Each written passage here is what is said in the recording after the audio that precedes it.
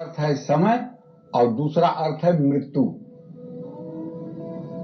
ऐसा माना जाता है कि प्राचीन समय में यहीं से पूरे विश्व का मानक समय निर्धारित होता था।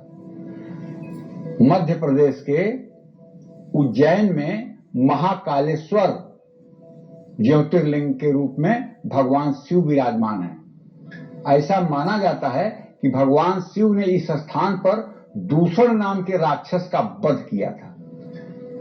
ऐसा माना जाता है कि उज्जैन की स्थापना खुद ब्रह्मा जी ने स्वयं की थी। आकाशे तारकम लिंगम पाताले हाटकेश्वरम भूलोके च महाकालो लिंगत्रयम नमोस्तुते।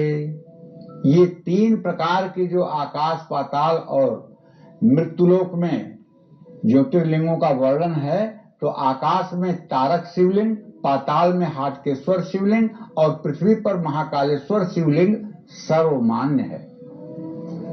इसीलिए कहते हैं, मृत्यु से वो डरे जो काम करे चांडाल का, मृत्यु से वो क्यों डरे जो भक्त हो महाकाल का। जो महाकाल का भक्त होगा उसे कैसी अकाल मृत्यु, उसे कैसी दुर्घटना का भय। जो महाकाल का भक्त होगा सचमुच में वो मृत्युंजय होगा, मृत्यु पर जय प्राप्त करने वाला होगा। और अगर आपको सौभाग्य मिला है उज्जैन जाने का, आपने दर्शन किया है, आप भाग्यशाली हैं। अगर नहीं जा पाए हैं, जा सकते हैं तो जरूर जाना चाहिए।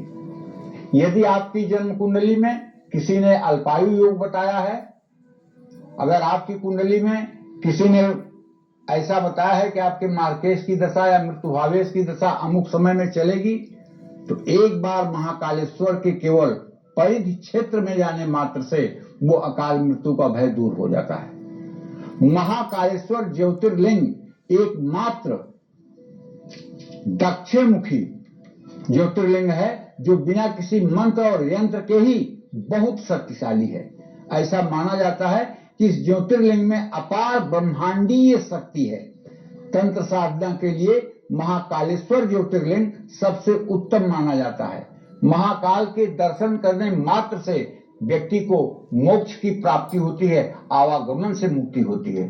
अकाल मृत्यु में रक्षक बन सकता है महाकालेश्वर ज्योतिर्लिंग का दर्शन।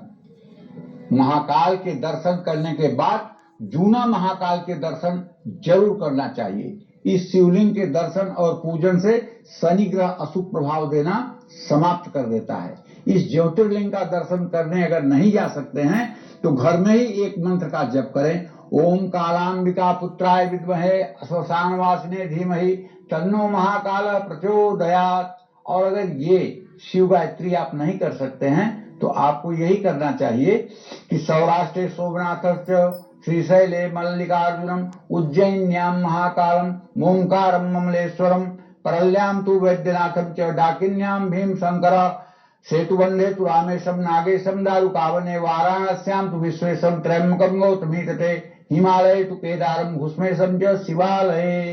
ये भी मंत्र अगर केवल पढ़ लिया जाए और चित्त को ज्योतिर्लिंग के तरफ केंद्रित किया जाए तो वही फल मिलता है जो दर्शन का फल होता है। लेकिन अगर मनुष्य शरीर मिला है तो एक बार महाकाल का दर्शन जरूर करना चाहिए और परिवार के साथ करना चाहिए। वहां की भस्म आरती का भी दर्शन करने से कई कई जन्मों के पाप ताप नष्ट हो जाते हैं, इसमें कोई संदेह नहीं है। जय मां।